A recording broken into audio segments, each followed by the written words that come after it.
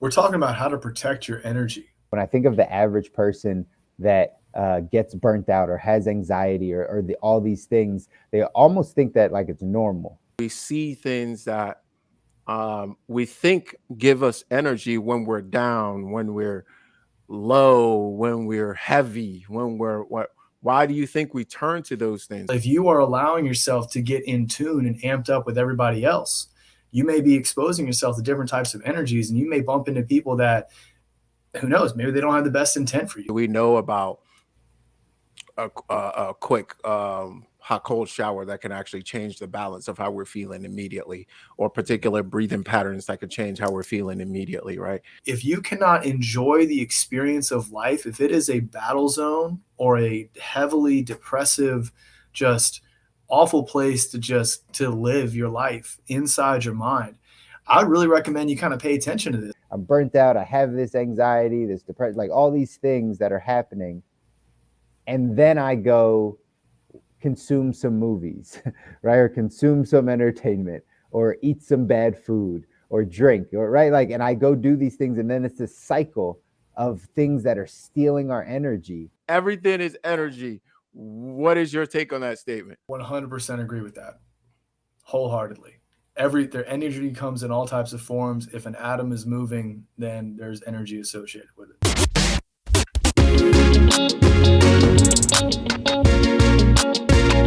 Welcome to the Good Life. What's up, everybody? Welcome back to the Good Life Visual Audio Podcast. I got Stu here with me. Say what's up, Stu. What's up, y'all? Kobi is in the building also. What's going on? And as always, I'm Chris, guys. Hey, we're diving into how to design your life with extraordinary health, wealth, mindset. As always, find us everywhere you listen and watch: YouTube, Spotify, Apple Music, wherever you are. Leave a comment, hit the like button. Got another good one for you today. As always, we're diving into some mindset stuff today, and got none other than Stu. Stu, we need to hear from you, man. I feel like it's been a minute. We haven't heard from you, and we need to get some mindset talks going today. So what are we talking about on the show, man? We're talking about how to protect your energy, which you speak of mindset, and it's so crucial, and it's a big part of what I do. And I think this energy piece is a lot more metaphysical than most people typically think of when they think of mindset. When we originally think of mindset, we think of what's the inner dialogue? How do we talk to ourselves? Like, are we able to make ourselves go to the gym 365 a year? Like, that is like the more logical, rational side of it. This energy piece is kind of different, and it's actually it's very strange for me. If I were to look back 2 years ago, I don't think I'd really think I'd be talking about energy on a podcast, and I don't think I'd be speaking on it as a professional. But how to protect your energy is crucial. And I think the reason why I'm bringing this up is because this is literally for everyone. Like, who is this for? It's out there. There are particular individuals that we kind of classify as highly sensitive individuals, or a highly sensitive person. HSP is a term that goes around. And really, another way it's identified is empathic. What's up? The trigger words got you? No, it's not the trigger words. It's the fact that we have an acronym for literally everything now. Everything. That's hilarious. HSP, everything. Highly sensitive people. Got it. Yep. And there's so many, they come up with these all the time. There's so many different reasons why somebody could be like a highly sensitive individual. For me personally, I don't really care why. I just know that I'm very in tune with like what's going around me. Like, it could be, the classic labels of ADHD or anything else. Could be perhaps some extra percentage or two farther along in the spectrum than most. Who knows? I don't really care. What I do know is it's important, if you feel like you are particularly sensitive to the things around you, you got to know how to protect your energy. There's, amen. There's so many ways that people can be affecting you, right? So, the different types of people around you, the shows, You know, it could be different energies, moods, behaviors. These all have an impact on us. And if you're a pretty sensitive individual like myself, you may be overwhelmed at a younger age when you go into a social situation until you learn how to calm your nervous system down. Now, I'm not going to spend a whole lot of time talking about the nervous system today. I may go into that a bit at the end. We'll see if we have time. But I want to go ahead and just talk about the concepts for those who feel like they understand the idea of energy, but they haven't quite figured it out, and they have a really tough time finding peace of mind and enjoying their life experience in general. So why is this important? As you go through your life, you have the opportunity to really just live out your days any different type of way you feel like. I mean, you could be just doing things, going with the flow. You could be following some predetermined path that a parent or a teacher or society has given to you. But no matter what's happening, your peace of mind is, in my opinion, one of the most important things when it comes to living the good life. If you cannot enjoy the experience of life, if it is a battle zone or a heavily depressive, just awful place to live your life inside your mind, I really recommend you kind of pay attention to this, because your peace of mind is important. And when you begin to identify how different sources of energy around you, whether it's what you're watching, what you're listening to music wise, who you're spending your time with, when you can identify that those things are affecting you, you may begin to realize that you're not messed up. There's nothing wrong with the way you think. You might just be in a room full of assholes. That happens. Been in construction, know how that goes. And there was a time where I felt so overwhelmed and affected by the things around me that I would question who I was and how I felt, when in reality, I was just trying to be somebody I'm not, or I was trying to show up with my energy level. I typically have received awesome compliments of being like a very good natured person. I'm thinking about others. I take people into consideration. You may not always be around those people. And when you're not and you feel like an outcast, this is very important to figure out what could be affecting my energy level. How can I protect it? So really, this is all about making choices to feel your best rather than beating yourself up when you don't. Recognizing that you have power over this. You're not a victim. So there are different sources of energy to keep in mind. One, I've already touched on this. What do you watch? Kobi, Chris, we talk about consumption so much. What you watch is pivotal to this. I am the first one to get incredibly squeamish, to look away from the screen when there's gore or just ridiculousness on the screen. That stuff stays with you. You literally can be traumatized from what you see. It's one of the reasons why we don't let kids go to certain ratings of movies. So if it exists at such an egregious level with a certain amount of gore, if you feel like you're a pretty sensitive individual, you may want to be paying attention to how frequently you watch certain types of things. What type of music do you listen to? Are you listening to music that's combative, super intense, very fast-paced, and negatively charged? Because these types of things may keep you in that combative, negatively charged, fast-paced sense. So when you go to wind down, you may find it tough if you're frequently listening to these types of things. You may question yourself. Well, guess what? Maybe it's the stuff you listen to. And finally, the most important one is the people you're around. This could be family. This could be acquaintances, coworkers, people you just happen to bump into from time to time at your local bar or art gallery, wherever the heck you spend your time. You have control over these more than you know. One example I'm going to get to at the end of this on how to identify the people that are around you and separate your energy from theirs and protect yourself a bit is called zooming out. So stay tuned for that. When are you most at risk to have your energy impacted? Well, that is 100% when you are under the influence of some type of substance. We're talking alcohol, marijuana, just literally whatever it is. If you are under the influence of something, your guard is down. We've all heard inhibitions get lowered, etc. That's why if you go out and you're at a club, we like to get amped up with a lot of other people. It's easier to get amped up when everybody else is around you and everyone's had some drinks, etc. It creates an atmosphere. Well, if you are allowing yourself to get in tune and amped up with everybody else, you may be exposing yourself to different types of energies, and you may bump into people that, who knows, maybe they don't have the best intent for you, but you're not at your best level. You may not be making the best decisions to protect the different types of energies that you have, which is what we're going to go into next, the different types of energy. So how could somebody affect you on an energetic level? Well, emotionally, financially, spiritually, and in some of the worst cases, physically.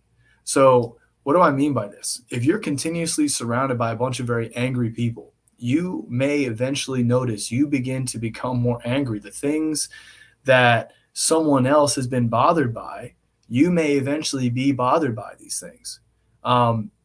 If someone is repeatedly putting you down, or just puts people down in general, and you spend time with them, do you really think you're impervious to this? Some of you may be, some of you may not be, but at least being aware of it and being able to identify, like if you feel really down around a certain person, it is your right to decide just how often you want to spend your time with this person. Now, another one that we may not really think about in terms of energy is the financial piece, but don't get me wrong. Money is 100% in energy. It gets exchanged for all different types of energy all over the place. Chris spends a lot of time exchanging time, knowledge, wisdom for financial energy. There's a big ROI in going into that. Kobi is doing the same thing with his time and energy. Your physical gain, your like spiritual gain in return for financial energy. For me, it's a little bit of kind of all the above. But if you spend a lot of your time, especially out being inebriated, like, trust me, been there, done that, you can be taken advantage or impacted financially by these things. So there's a lot of different ways to look at this, but I think emotionally and spiritually, when I say the word energy, are probably the two that resonate with me the most. So for the empaths out there, if you're looking for peace of mind, if you're looking for really any type of feeling, be aware that the people who you spend your time with, Jim Rohn quote, average of the 5 people you spend the most time with, they are going to rub off on you. So the same thing goes for what you watch and what you listen to. And you can protect these things by basically taking space, taking time out of your day to recharge in an isolated container that you feel comfortable with. Or if you're really lucky, spend more time with people that really resonate you. These are like 2 very basic fundamentals that I don't think can be stressed enough, especially for the young men and women out there that are so desperate to go out there and climb a social ladder, that want to prove different things to individuals. If you're out there trying to prove something to your family or to your boss or to your community about how great you are or how successful you are, you're putting yourself in a position to prioritize an energy drain on your soul in order for you to appear a certain type of way. So I really want to bring this up because how you can protect yourself is by beginning to prioritize your peace of mind. How do you want to feel? What situations, when you step back, allow you to feel a certain type of way? What people are there? What shows are on TV? Is TV even necessary? But we'll leave that for another one. What type of music do you listen to? What do you read? This everything. What is in your atmosphere? Because if you spend time reflecting on this through meditation and journaling and just time alone, you can begin to identify, man, maybe my head isn't the problem. Maybe it's what I'm surrounding myself with. And you can begin to protect your energy by simply analyzing and taking time away, trial and error. It's that easy. So the very final piece that I want to leave you guys here with today is a visualization exercise that I call zooming out.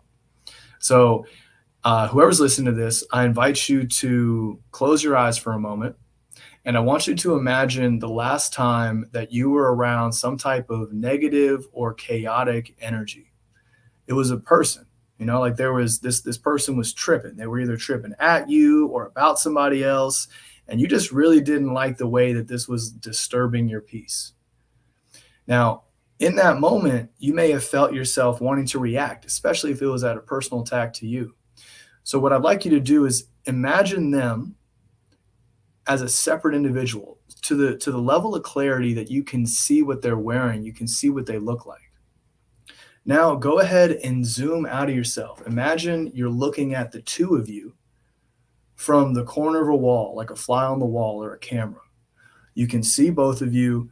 You recognize that this individual is a totally separate body than you. You're not the same.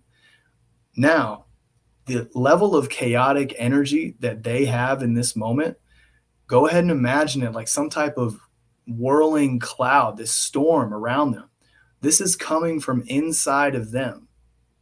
This does not have to go inside of you. This is something that you give permission as to whether or not you want to resonate or feel that type of way. Whether you like it or not, you give permission as to whether or not you are going to feel that type of way. So acknowledge the fact that they are the source of this energy. It is swirling around them. It is up to you whether or not that energy and that cloud go towards you. If you have a tough time as an empath separating yourself from what's happening around you and from the certain type of feelings, allow yourself to make it a visual. We're such visual creatures, we cannot always comprehend things like energy or a vibe of a room. But if you can begin to identify, hey, that seems chaotic or that seems negative, I'm going to look at it with this type of imagination. I choose to not emulate that in this moment. I encourage you guys to play with that next time it comes up. Love to get your feedback on it. I know it's worked well for myself and some others as well. But gentlemen, that's what I've got today. Happy to hear your thoughts. Super helpful exercise right there. You know, I was doing it for a little bit, and I could just see how that could definitely impact not taking on not just someone else's energy, but all the energy around me in a particular circumstance. And so I appreciate you sharing that. I had a kind of like three things I wrote down, and I actually, you know, would suggest like we do a little rapid fire here of like 30 seconds or less of just answering these three questions real quick, each one, and then we can keep rolling if we want to. You guys down for that? I'm down for it. Let me get my stopwatch here. All right, bet. Stopwatch. So, you know, the question is there a wrong way to protect your energy? That's number one. Is there a wrong way to protect your energy? And number two, you know, how do you know your energy is under attack? Like, how do you know your energy is under attack? And then three is everything is energy. That's a statement. What is your take on that statement? All right. So is there a wrong way to protect your energy? How do you know your energy is under attack? And everything is energy. What is your take on that statement? All right. Is there a wrong way to protect your energy? I can't think of one in this moment. I think if you were to try and actually, no, I can't. If you were to try and protect your energy by shutting someone else down, I think that is wrong. I think some people may need to be distanced. Perhaps if there was some like violent altercation, you would want to really stop somebody from expressing that. But that is a very delicate one to play with, that probably if somebody's just really upset, you don't need to shut down or encourage them to repress their emotions. You're not helping them, but who knows? Maybe it's a total stranger and you have to take care of yourself. So that's probably the closest one I can think there. Question number two, what was that one? How do you know your energy is under attack? In general, I don't think energy has a intention about it. If someone is super chaotic or angry or upset around you, the energy itself, that mood, won't necessarily be intentionally attacking you. It is like ripples in a water. If there's a lot of waves over here, it's just natural. So I wanted to go ahead and express that because not every time someone is going to have a certain emotion will they be trying to attack. But I think you can begin to identify if your energy is being like massively disrupted, if all of a sudden your nervous system is going haywire. You're feeling a lot of like just firing up of your body. It could be a very fight or flight type feeling, almost as if the same feeling you would get when you're on stage about to give a speech. Things that make you nervous. If you begin to feel very nervous or agitated, take a moment, breathe, center yourself. We've talked about box breathing enough. Just calm your breath and ask yourself, where is this energy coming from? Is it coming from inside of me?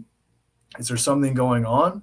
No. Let me look around for a moment. Okay, it seems like it might be coming from this person or this show or this music.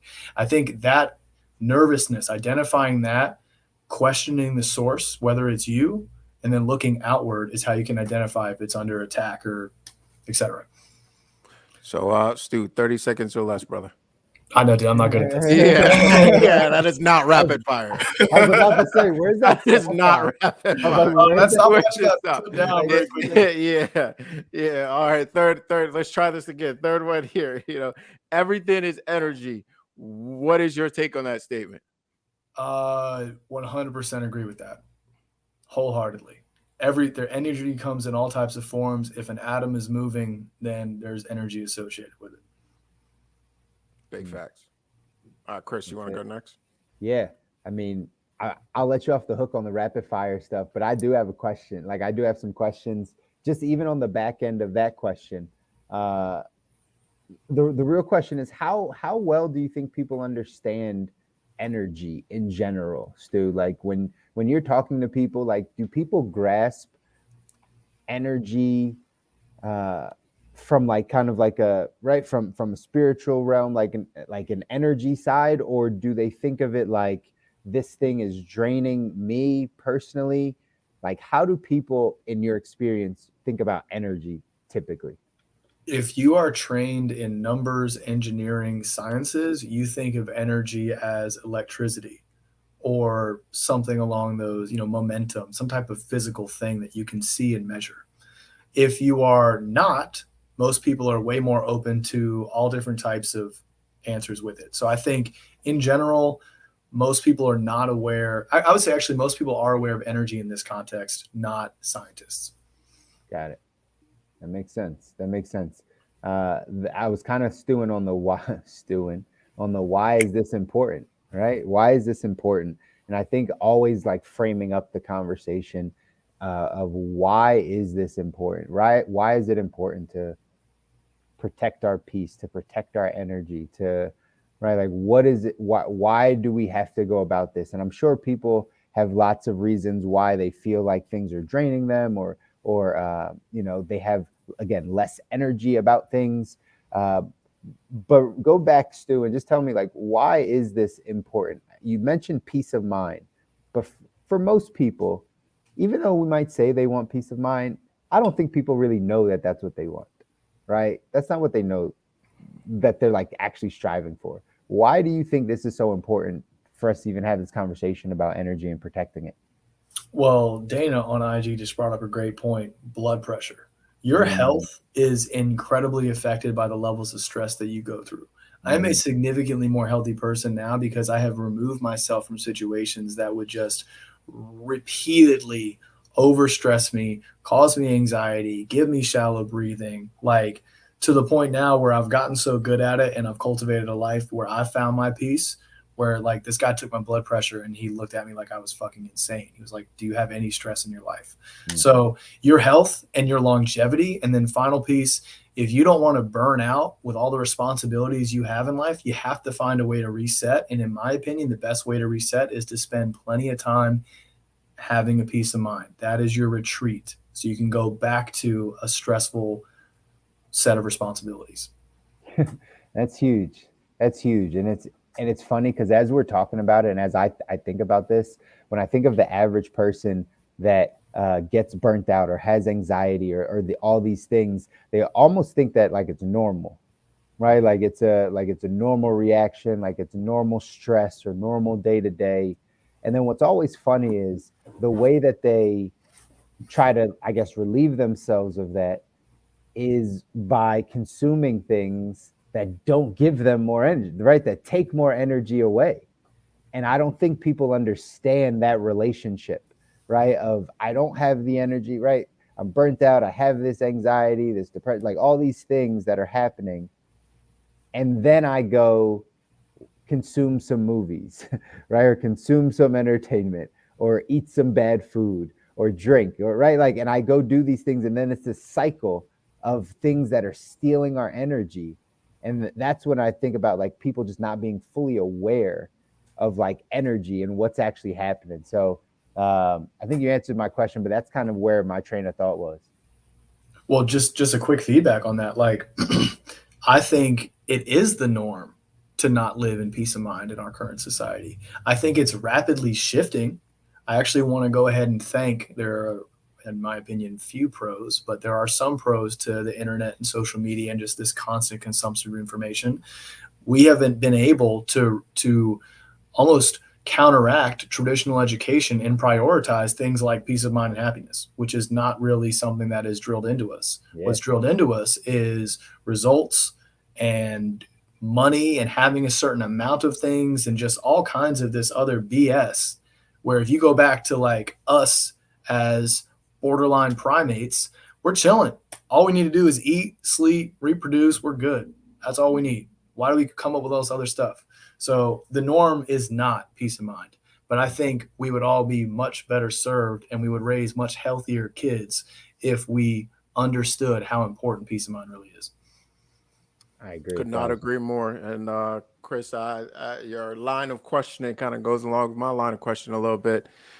And that's, how do you, when you hear energy, what do you think? And I think it's pretty important because language really, in a lot of ways, actually creates the boundaries within which we have reasonable thought or thought as we know it. If you speak Mandarin versus if you speak English, your actual boundaries of thought are different. They're legitimately different. The things you consider as real, the way you see things, the paradigm within which you actually perceive how the world functions is very, very different. So how you think about this concept when you hear how to protect your energy, what images are formed in your mind makes a big difference in how you actually go about doing this stuff. Energy is something we talk about quite a bit in Solid Food Vacation Juice Feast because it took me a while, but I finally got to a place where I realized, oh, this all really just comes down to energy. And you mentioned, Chris, or both of you, I don't remember who said it, but turn into things that actually deplete us of energy, thinking that that's what we need to re-energize us. And it's something I thought about for a long time. So I guess my question for you guys is why, and both of you, why do you think that is the case? Why do you think that we get to a point where we see things that we think give us energy when we're down, when we're low, when we're heavy, why do you think we turn to those things? Why do you think we turn to food, we turn to drugs, we turn to heavy television, we turn to things? What do you think that is? Where do you think that comes from?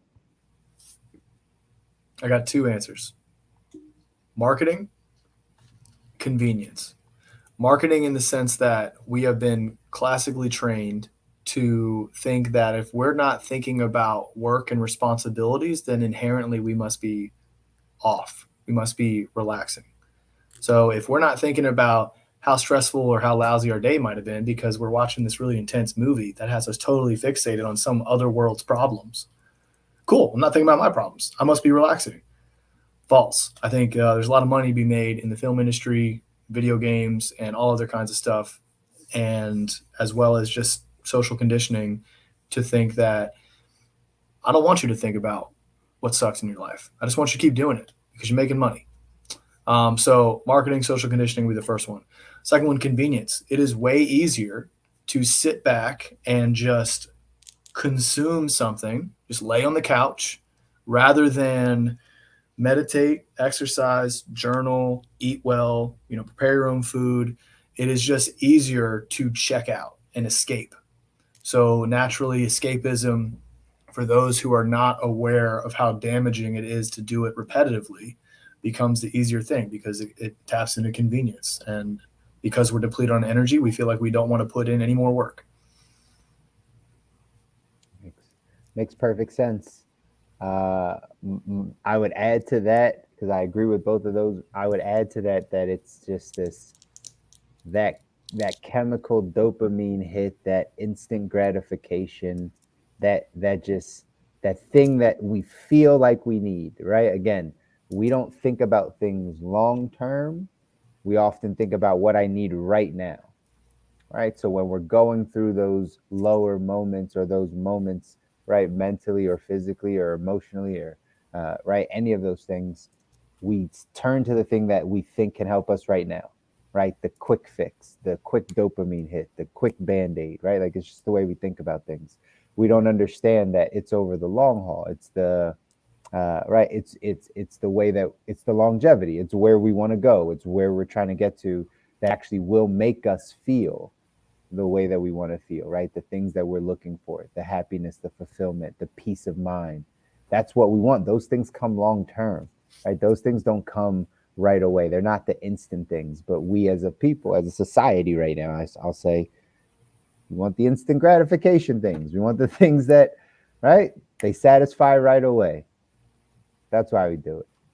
Yeah, I would agree with all three of those things. And in addition to that, I would add, I think it's a lack of knowledge as well, because I think, for example, dopamine hit can be satisfied with things that aren't necessarily detrimental, right? But do we know about them, right? Do we know about a quick hot cold shower that can actually change the balance of how we're feeling immediately, or particular breathing patterns that could change how we're feeling immediately, right? So those things could be. So it's a lack of knowledge. My people perish, and then I think it's also satisfying. We're working a lot of the times. We're working against our programming. We're working against gravity. We're grinding against the instead of being in flow, we're out of flow. So we're forcing against the gears. And then when you're doing that, when you're rolling the stone uphill so often, forcing the gear and pushing them, all you want to do is just let go. All right. All you want to do is let go.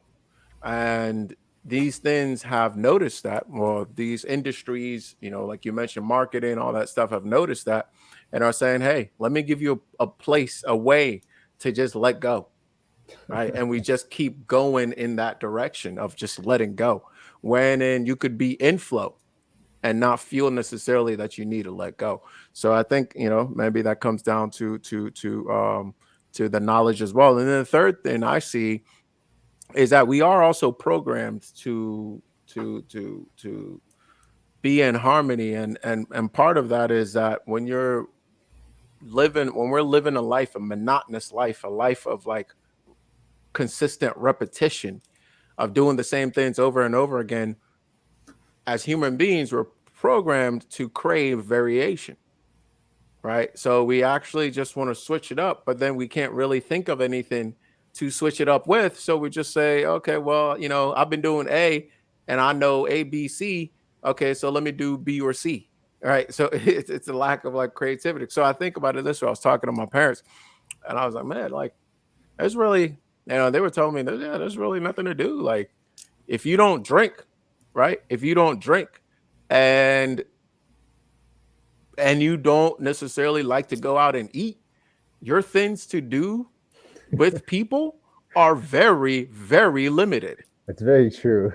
Very limited. And my parents don't drink, and nor do they really enjoy going out to restaurants like that. They prefer to cook at home. They don't, they don't get that. So they're like, well, like, what else is there to do? Right. So I think, kind of the way our life is set up right now. And honestly, sometimes I feel that way. Not sometimes, a lot of times, right? What else is there to do? Right. Especially when we go on a solid food vacation juice feast, right? Then it's like it really starts kicking in. Like, what else do I do? Like, what else is there? What else is there? Exactly. Like, what else is there? Yeah. Having been through it, I basically feel like my options are, if I want to see other people, I can go out and watch them consume things. That's pretty much all I can do. I can watch them drink. I can watch them eat. But I'll just sit there and be like, okay, cool. That smells really good. It's like watching kids play video games these days, right? It's the new wave of eating. It's going to be the new wave, right? We just watch it. Dude, I can't watch other people play. I got to play. And I mean, to real quick though, even if you're not on a solid food vacation juice feast, how many options do you really have? I don't want to overlook that. I don't want to overlook that piece of it, right? Because it's not that may let you come to a realization. Sure. But even if you're free to do whatever it is you want to do, you got A, B, or C. I can't even think of a D. Yeah. Now here's the kind of funny part about this is as a single guy, when I'm on a juice feast or when I'm like trying to save or just not like indulge in things like that, it is tough to come up with date ideas that don't involve all that stuff. And like literally there are professional dating coaches that do nothing but just rack their brain on like what are all the things and the options I could provide to my clientele that are sober or that are vegan or that are whatever that they feel like they can't just they don't want to take women on these certain traditional things. But yeah, no, it's very interesting. It's So let very me interesting ask you, how limited it if you feels. don't have that restriction, if there is no restriction, what do you do? Rollerblading, paddleboarding, going for a walk, silent disco. There's So just the most if random if assortment there of is no things. restriction, that's what you do? Oh, meaning If like there if they're like, Yeah, if there's no restriction, like yeah, you can pick anything. you can do whatever you want to do. without okay, there's no restriction. Yeah, What context? Like if I'm on a date or if I'm just going out to have fun, like what? my point is that it's not within the solid foodification juice feast context that there isn't much to do Right. out there. That's kind of where I'm trying to get to. I'm not quite phrasing it correctly. If you understand the question, one of you feel free to rephrase. No, I get it. Chris, I defer to you. No, it's just the fact that regardless of if it's a solid food vacation juice feast or not, there aren't options, right? Like you only have A, B, C, right? I mean, That's what there you're saying. are. It's just they're not popular, they're not well known. Like you really got to fucking dig for these other options in today's society. But in general, right? Like there's not outside of eating, drinking, and what's it partying, right? Club, but that kind of involves drinking. Mm, Outside of that, like what are what other date ideas, what other things are you really doing, right? Oh, I Most could things. rattle off a list right now, but I can tell you that 99% of people have no idea these things exist. And I I wouldn't think have known that's it. more of my point. That Okay. last part right there is more of my Yeah. point. Yeah. Yeah, that last part. It's like, what are the popular options? The popular Right. options are A, B, or C. Yeah. Yeah. That's more of where I'm going. And if Thank you, you Dana, for providing a nice girl for me. I'll have to touch base with you. and if you are, Dana the matchmaker. Sorry. I'm not seeing any of these comments, but it is what it is. Nothing new on Instagram. But shout out Dana. I can't see anything you're putting on here, but hey, love you the same. But if you're, for example, my parents who are not about to go paddleboarding, they're not about to go roller skating or rollerblading, for fear of their hips. I mean, like, so they're looking left, they're looking right, like, so we eat or we drink. That's what people they know do. You eat or you drink. And if you Movies. don't drink, you get the weirdest looks. All Yeah. right. Are you sure you're having fun? Come on. Why don't you?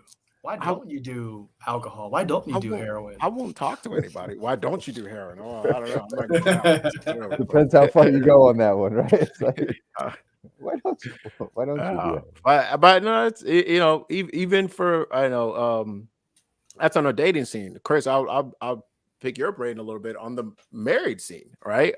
Like, Sure. I find days where I'm like, goodness gracious, Yeah. we limited out here.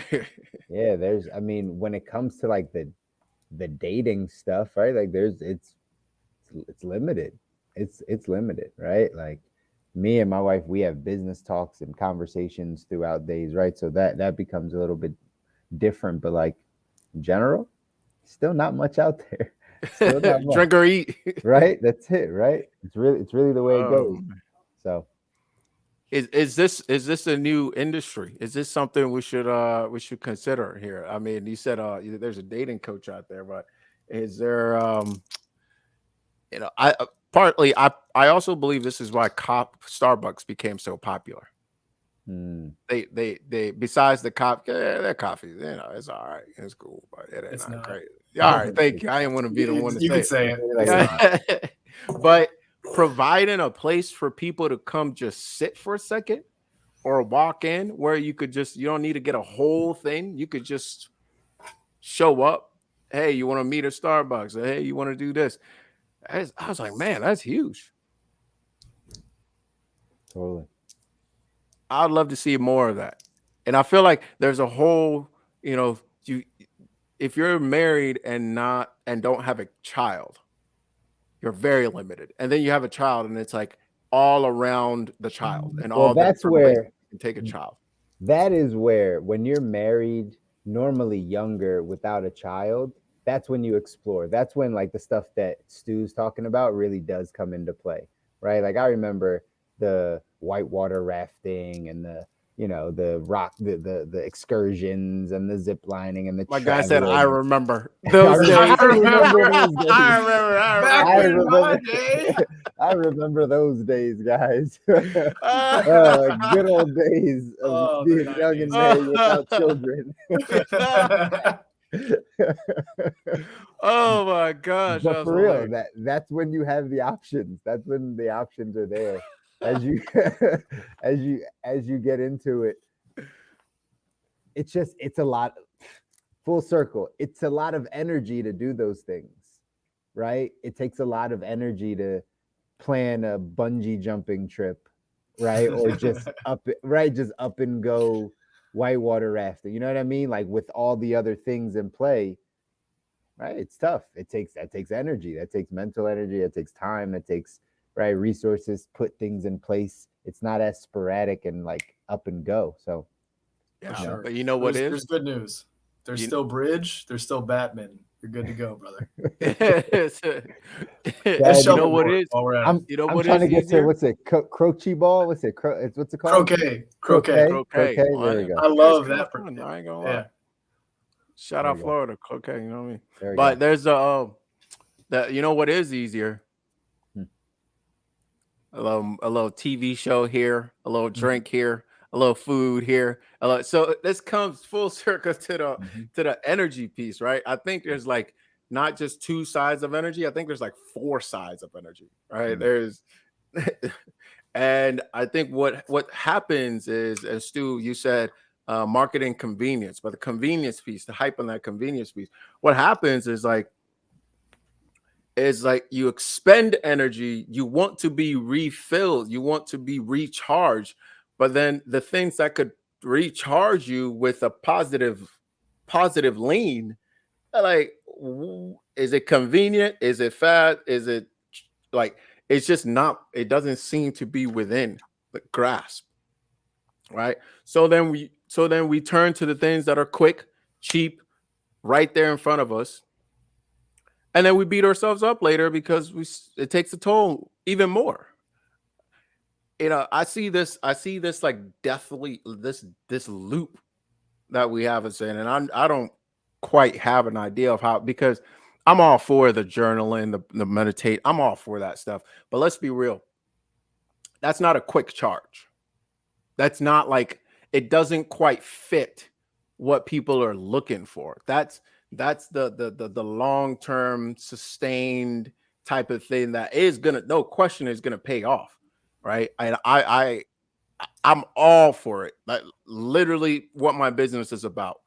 However, I also recognize that when you are tired from work, you've been beat up for 8 hours, 9 hours, 10 hours by your boss, you come home, you gotta cook, or at least help cook, and even take care of a little one, and you're doing all this stuff.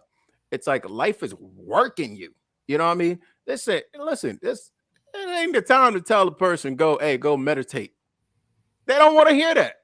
They don't want to hear that. And it's just, I struggle because I'm looking and I'm like, man, there's a huge thing missing here. Do you guys see where I'm going with this, or am I just like beating something to death here? Absolutely. So I talked about the different types of energy earlier. Let's make an analogy to financial. We all know that saving a little bit here and there, or investing a little bit here and there, Chris can attest to this. Eventually, that's going to give you the most bang for your buck. But it's not quick. Everybody wants to get rich quick. Everybody wants to get peace of mind quick. Everybody wants to get six-pack abs quick. And I think you've really touched on it, dude. Like there is this instant gratification piece of either our anatomy or our society or some combination of these things. It takes discipline. It takes seeing results over a long period of time to finally give you that emotional justification for not going after the quick fix. And even then, you'll still fall back to the quick fix every once in a while. Follow-up question. Do I have 30 seconds or more? You got a little more. And Chris, you can even jump in on this. Yeah. Do people want the six-pack abs, or do they want the feeling associated with the six-pack abs? Do people want the money, or the security and feeling that comes with being financially secure? See, that's my question first and foremost. And if the answer is the feeling associated with it, that's when you get, some people, Christians to the South will call it Satan. Other people will call it whatever they were going to call it. You get it swiped. You get, hey, listen, this good thing gets you there, but you could take the shortcut and still get it there, although it may not last forever, but who cares? You're really tired. Do you want it or not? I know the way I always believe that people want the feeling behind it, right? They want the perceived feeling behind it, right? But absolutely that, like, people want the six-pack, the guy wants the six-pack, a woman wants a six-pack for whatever that means to them in their life, that they're significant, that how they get viewed, how they get perceived, right? Their spouse loves them, or whatever the case is. That is the feeling that they're looking for. If they receive that feeling another way, they would still be fulfilled, regardless if they had the six-pack. I believe the same thing on the money side of things. On the money side of things, I don't think money is the goal for people. What you believe money will do for you is what the goal is what you're after. You believe that this money will do XYZ. You believe it'll give you a feeling of security. You believe that. You believe, right, that this money will bring you prestige or fame or whatever it is that you're looking for by saying you want to be a billionaire, right? Whatever that means, it's really just the feeling that you're going to get. It's not the actual money. So I believe that wholeheartedly, that it's the feeling that people are after, not the actual thing that they think it is. That's why it's so hard. You got to peel back those layers so much. When you think this is what I want, you got to really figure out, like, well, why do I want that? You've ever heard that? I don't know, it's like an analogy or something, or they tell you ask why 3 times to get to, like, a person's real feeling. That's kind of the same thing. It's like, okay, well, I want to be a billionaire. Well, why? Right? And then someone's going to be like, so I can do all the things that I want. Well, why? Like, why is that important to you? Right? And you keep going down that path. And I don't think people do enough of that. Back to something that you said, Stu, is we have to take time to ourselves, right? We have to take time aside, set time aside, right? To be with ourselves, to ask ourselves those types of questions. And I think that stuff is incredibly important. We're on the same page. There we go. Cut the noise. Cut it. Cut the noise. Gosh, the more I think about this stuff, the more it goes deeper, man. I realize that, like, man, peel back the layers. You got to just go into silence to really figure out a lot of this stuff. And it may not even just be figured out. It may just be just letting it go. Who knows? I don't know how it's going to play out, but I know it ain't going to play out in the noise. Right? That's going to amp up whatever anxiety you're feeling. That's going to amp up whatever lack you feel like you have. That's going to amp up whatever void you feel like exists. It's true. Agreed. I really do think it is chasing the feeling. I like how you even stress the perceived feeling. I think a lot of people, when they talk about their goals, like they're really consciously just thinking about that washboard six-pack. And then the deeper you get, the more you begin to realize, like, man, they just want to feel a certain type of way about themselves. They just want to feel desired or admired. Um, so yeah, it's certainly an interesting piece. I like how journaling has been a really big kind of topic for today as one of those, not so much a quick fix, but more of like a long term thing. So I always find it really challenging as a coach to get my clients to journal. Journaling seems to be so rare. So what I wanted to do real quick is I wanted to kind of just talk about a couple of journaling facts that Ashton was great enough to bring up for us. So Let's based on go, research Hembo. on Hembo, are we going Hembo? I'm so down with that. Or we gotta come I up don't with know something if Ash, different. I don't know if Ash appreciates Hembo, but I feel like she would, I feel like she likes baseball. She would appreciate it. She'll appreciate the shout out regardless, right? Let's go. Perfect. So based on a research in New Zealand, it found that 76% of adults who spent 20 minutes writing about their thoughts and feelings for 3 consecutive days, 2 weeks before a medically necessary biopsy, were healed 11 days later. Meanwhile, 58% who had not journaled had not yet recovered. So something about writing this out allowed 3/4 of the group to heal before 60% of the group that didn't. So I think that's pretty cool because really, I always struggle to get people to do this because I'm like, look, I literally, as a professional, resisted journaling for 2 years. I get that you don't want to do it. I get it sounds stupid. I get all the things above. But this is something that once you do for a period of time will literally change your life. Apparently, also in another study, individuals with mild to moderately severe asthma or rheumatoid arthritis who wrote about the stressful life experiences associated, they actually showed a dramatic improvement in their lung function after 4 months of writing about it. So, what is it about writing stuff down that actually soothes us? It heals us. And I think it's fascinating. I've got a couple of answers. I'm curious what you guys might think. I got something for you. Bring it on. First, it's how do you get them to do it, and then second, why it works. Right. First, how do you get them to do it? You create a religion, and you tell them that God came down, right, and God gave His only begotten daughter. And if you believe in the daughter and you practice certain things and you do it with full faith, you're gonna get the result. And it works. I'm dead serious. I it works. believe you. I think I it- also just realized you'd be a great cult leader because that was well done on the spot. Guys, you got when you look across the board of all religions and cults and whatever, you see the same thing. The only thing is, did somebody use it for good or somebody use it for quote unquote what we consider evil? Because I believe this is why I believe those that believe that this stuff is woo-woo and doesn't work, but yet will believe in something like journaling. I'm like, do you not see that they're the same? Right. And then folks who will say, hey, this is the only way it works, and don't believe in the other part of it. I'm like, do you not see that they're the same? It's just whichever one you choose to hold on to. Right. But the same thing that gets that medical result, it's the same thing that gets somebody cured of cancer once they pray to a certain level of faith. I believe it's the same energy. All right. You call it whatever you want to call it. You believe whatever you want to believe based on your background, etc., and how you've experienced life and whatever has worked for you and whatever has come out. But to me, they're kind of the same.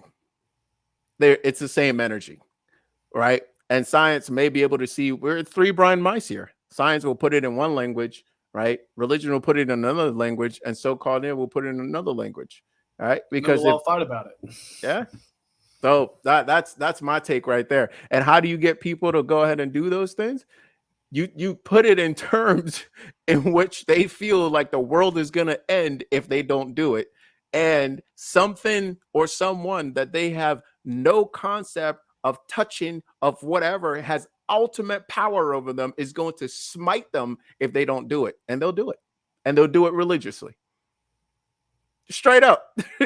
it's and it's not that I'll be a great cult leader. It's just that like I've paid attention to how people work, and I'm just like, this is insane. And also, I get how people engineer this stuff because it's like people literally won't do certain things unless you put it in a certain context. They just won't do it.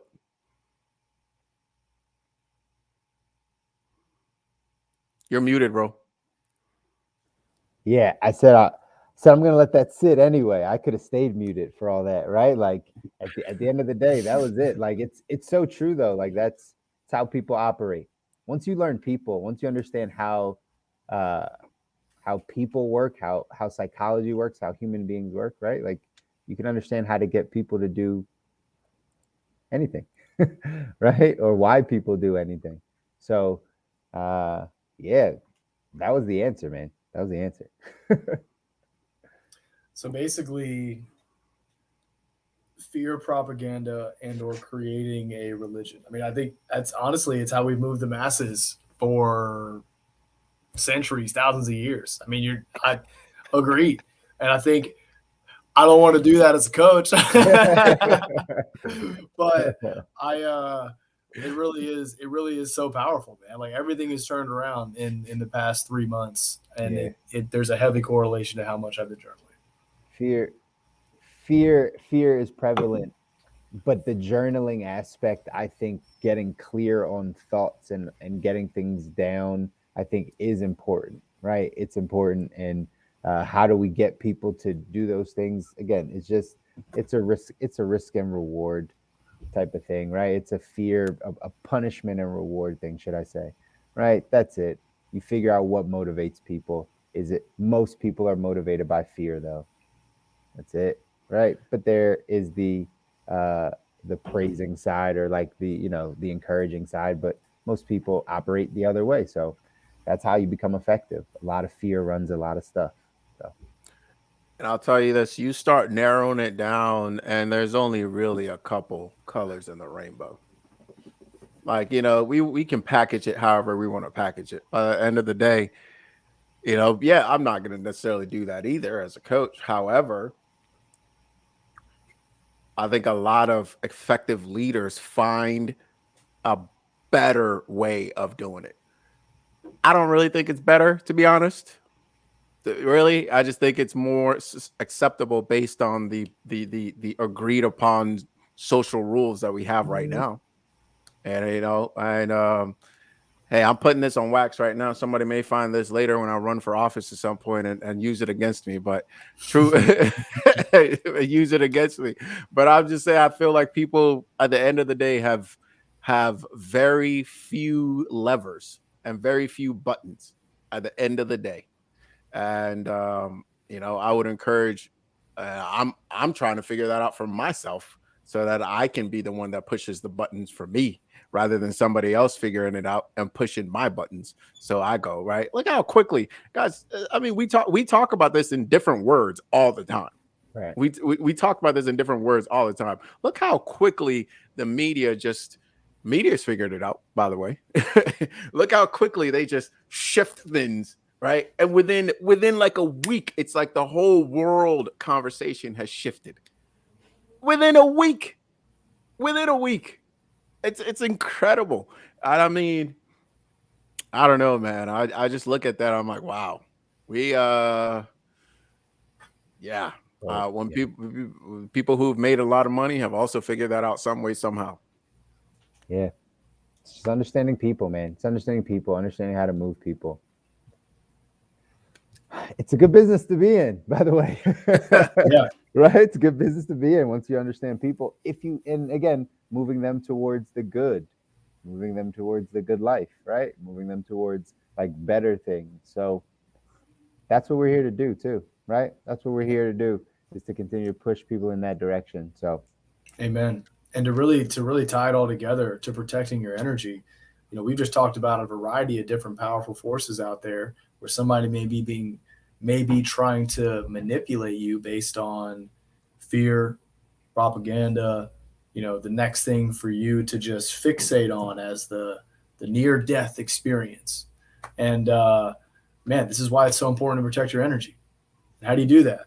You watch who you're around, you watch what you consume, whether it's TV, music, radio, food, whatever it is. Just pay attention, analyze it, and act so you can make different decisions. Because if you don't ever try and get different data, how are you going to know what's affecting you? That's one of the reasons why we all absolutely love Kobi's solid food vacation and juice feast, because it literally gives you an opportunity to step away from all the bullshit and actually recognize, okay, how is this stuff typically affecting me in ways that I'm not noticing? Um, you know, analyze and act. What are some of the actions you can take? You can isolate yourself. You can journal about the things that what you're feeling and what the possible sources were. You can meditate, so you can get time figuring out what it's like to feel your own body. That can help with that visualization exercise of feeling your own body and now identifying when some outside force is affecting you. Finally, one thing I didn't mention before, somatic release. Cry, yell into a pillow, hit a pillow, some type of cold showers could be mentioned, exercise. Like, your body can process a lot of this stuff so you can get your peace of mind and you can come back to center where your peace of mind is located. So, gentlemen, it's been a pleasure as always. Guys, thank you for this topic, Stu. What I take ultimately where I land is learn your buttons, because everybody else is trying to push them. And there are 7 deadly sins for a reason. It's also 7 layers of hell. So let's let's not